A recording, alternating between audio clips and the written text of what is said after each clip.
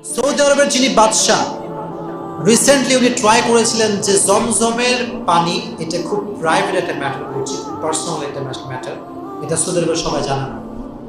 যিনি ওখানকার ইঞ্জিনিয়ার, তিনি বাংলাদেশের একজন মানুষ, আমাকে চেনে, আমার ওয়াজ শোনে এবং খুব ভালোবাসে।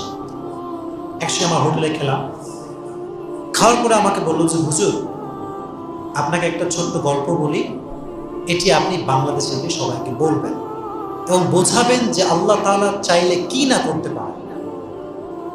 আগেই পড়েন সুবহানাল্লাহ।